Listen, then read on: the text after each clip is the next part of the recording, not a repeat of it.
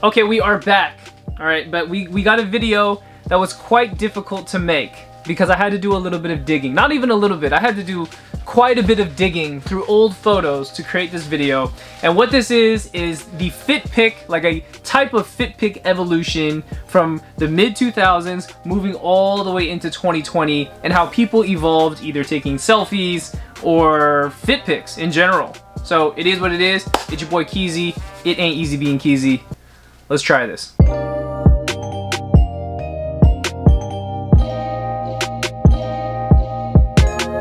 So to give you a general sense of where we're at right now, before I talk about the mid-2000s, is that right now fit pics are so normal and so regular, whether it's selfies, fit pics that look like this, or maybe even stuff that looks like this. But how exactly did we get there?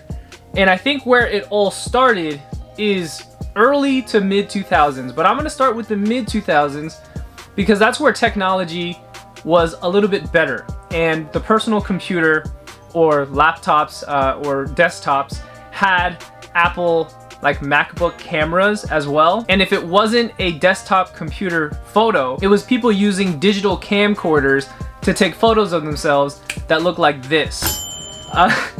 Now to tell you the truth, this is more of a selfie than it is of like a fit pic, so to speak. But if we're starting from ground zero, this is ground zero.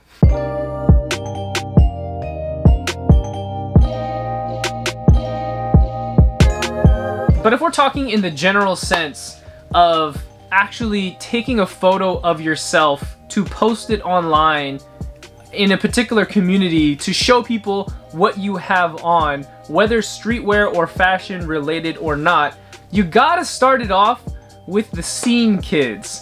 And shout out to Hannah if you're watching this, you're the one that told me about the word scene.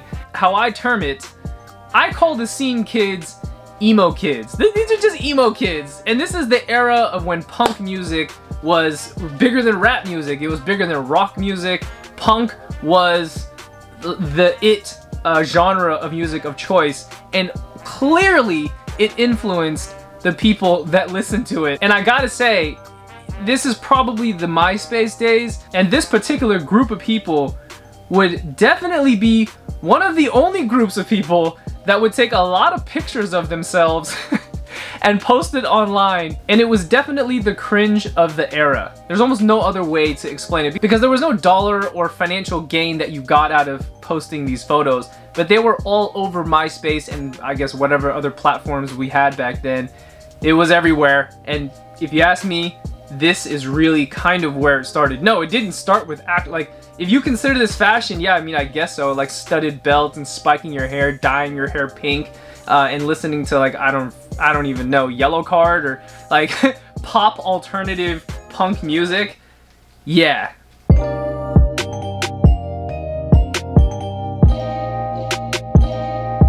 But since I'm bringing up the mid-2000s, and I know I talked about the emo kids, the scene kids, during its same time period, it also had a big rise in underground hip-hop / more commercial hip-hop and rap music. You had the Jay-Z's, the 50 Cents, and all those things. And more people were tuning into MTV, VH1, and you had BET. That was really the main source of like music, you know, media at the time. You had fit pics that looked like this because a lot of people were just influenced by what they listened to. It was just extremely baggy clothes. It was totally left field to what you would see the scene kids wearing. You gotta keep in mind, this is a time period where people didn't consciously think about what they wore as much as they do now, particularly for men. I'm sure, you know, girls did. But for men, it was more about, yeah, you had the baggier clothes. It was like, once you had the baggy clothes on, you were just kind of set. You know, he had a nice pair of jeans on, some Air Forces, maybe, I don't know, really big old tall tee, something like that. But this is all, I mean, this is considered a fit pic, but the point of taking the photo probably was not the intention of posting it online to get clicks and likes, because that didn't really exist the same way that it exists now. The motive was totally different. It was probably just like, I'm gonna take a photo and this is me right now. I don't know where this photo is going. It's gonna get saved in some hard drive in some computer for years on end, right? So this is where it all began. And I would say this is the time period of like 2005, moving up until maybe 07, 08, encroaching into 09.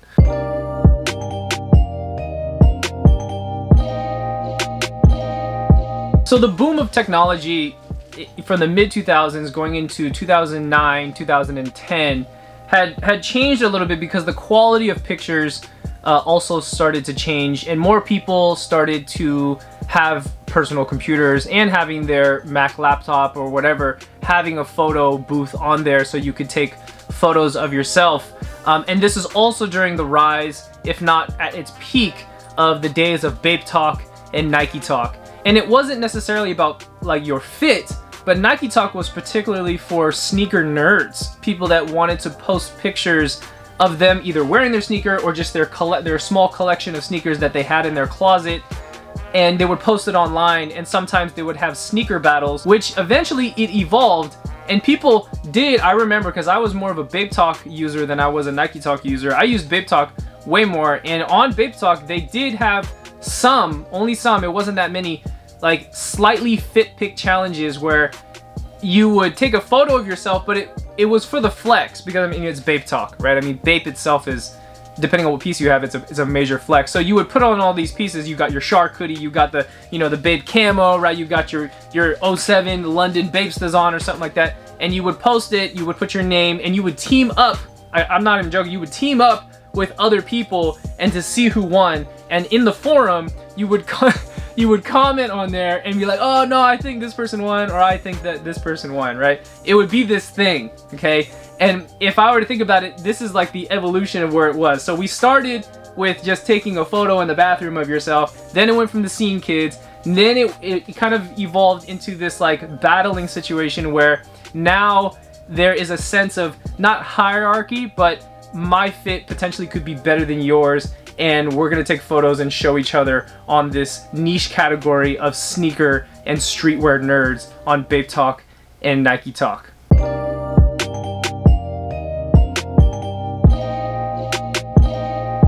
So after explaining the Nike Talk stuff, you got the Bape Talk stuff, then it started to progress into the swag boy era, where it's anytime after 2010, 2011 and 12, where people started to kind of look like this, and a lot more guys in particular started to wear more gauges, because it wasn't necessarily punk, but it was like a pop rap form that was influencing the people of the time. I made a whole video on the swag boy era. If you want to go ahead and click that and check that out, it'll explain to you a little bit more about this time period. But these are some of the photos that guys were taking, and I don't know why. I don't know why. I kind of know why. Everybody would always kind of take these photos, I guess guys in particular would take these photos of themselves where they would angle it. I guess maybe the same way that girls do it now, but they would take the photo and they would angle it and they would like look in the camera a particular way, and they would always make their eyes, I don't know, it's like this modeling, this way of like model, and they would always squint their eyes in a certain way as if it was like some GQ model, or I don't even know how to describe this, but it would be a trend where all the guys would look into the camera in a very cringe way and take their photos like this. It was a very strange thing, to be honest.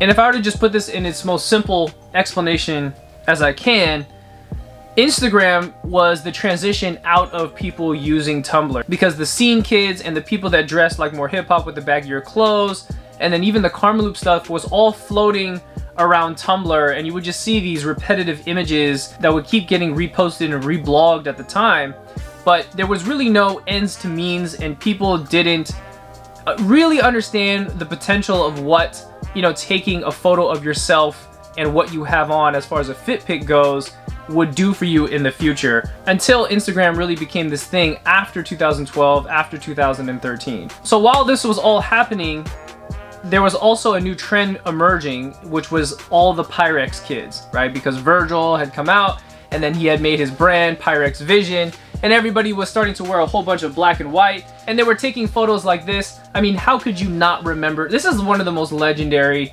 streetwear photos. Like, this belongs in a museum. If there was a museum or some kind of showcase of fit pics throughout the ages, you gotta include this.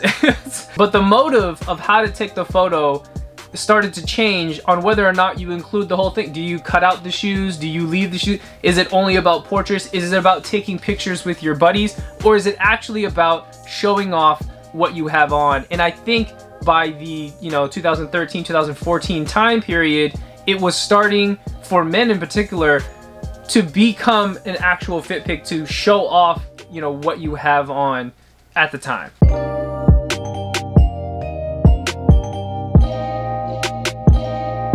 And 2016 was an important year because streetwear as we know it became commercial. It was on its verge of really just becoming this commercial thing.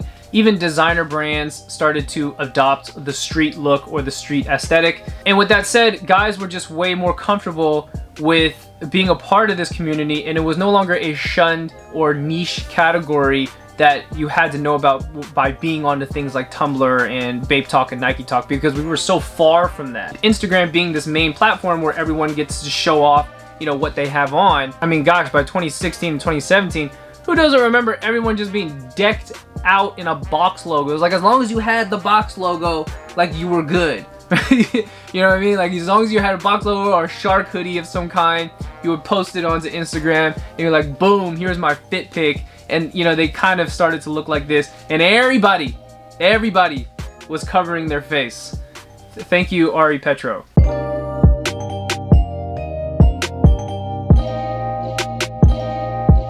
Alright, so hopefully I don't get too jumbled as we keep going here, but 2017, 2018, cell phones are so much better. Not to say that they weren't good in 2014 and 15. I mean, they were cool, but iPhone quality, especially video, and it was not up to par as what we've had in the past 2 years. I would say 2017 is kind of the end of when people kind of on a regular stopped using DSLRs just to take their fit pics.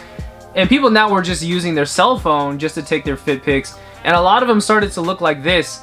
And somehow, some way, the bending of the knees is really where this came in to Fit Pic Evolution.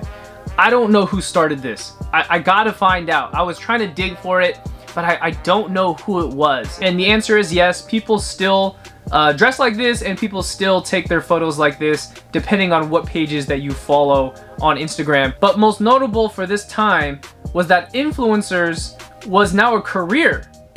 Remember how I explained that the motive in 2005 or mid-2000s to 2010, a lot of people didn't necessarily understand, like, yeah, you could take photos with your friends and it's all good, it's all gravy, but what is the photo for? Just for memories, right? But by 2016, 17, 18, the motive is completely different because people had now found ways to make money on social media, whether it's YouTube, Facebook, Instagram, maybe not so much Twitter, I don't know, depending on how you do your business. But of course, Instagram being that main place to post your fit pic, and you can get sponsors and stuff like that. So everybody wanted more clicks, everybody wanted more likes, so you would do things that you thought would be in line with getting more clicks, getting more likes, to hopefully lead you in that direction to be, I guess, what you call an influencer, as cringe or non-cringe as that might sound.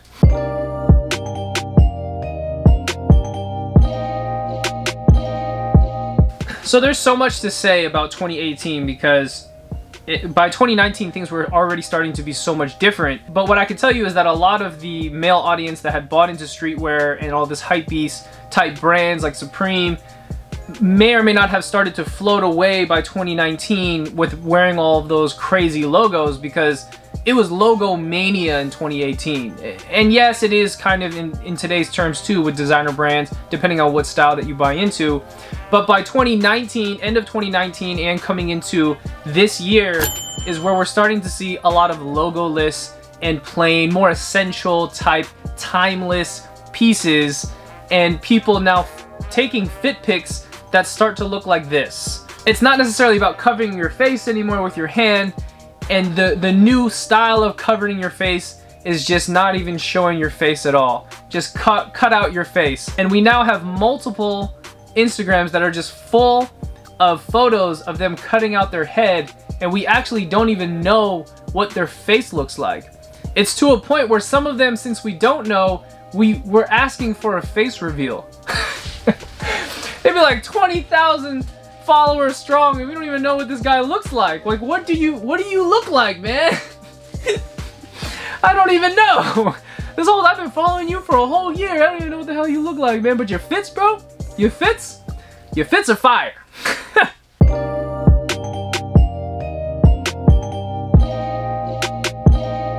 Alright, so to finally end this video, I think where the direction of the conversation of this goes, if we talk about Fit Pic Evolution, and also the evolution of men getting into designer brand names, maybe starting in something like streetwear, like I just explained, going through the logomania, whatever, then going more minimalist, and then some people go in the direction of buying high designer or even avant-garde. Now, avant-garde is a category that it's hard for me to talk about because I haven't done enough homework on it.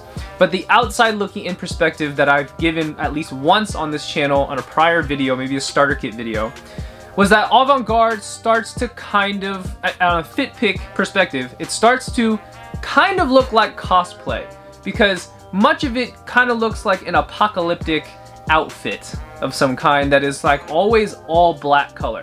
That might be like the only thing I see from avant-garde, and I'm sure it's more versatile than that. It's way more versatile than what I'm thinking it is.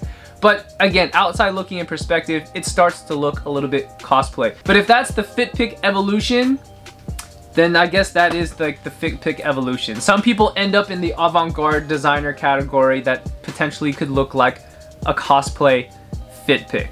Anyways, again, I apologize. This is a hard video to make, man. I went back and forth on even making this video for months.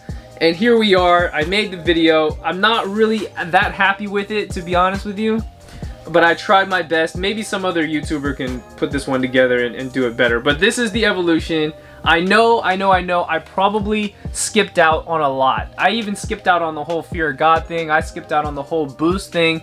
Like, that was a huge incorporation into Fit Pics from like 16, 15, somewhere around there. I didn't even talk about that. But if there's really something that I missed and you really wanted me to talk about it, you already know what to do. The comment section is open for you. You can converse down there about it. I'm done doing this video.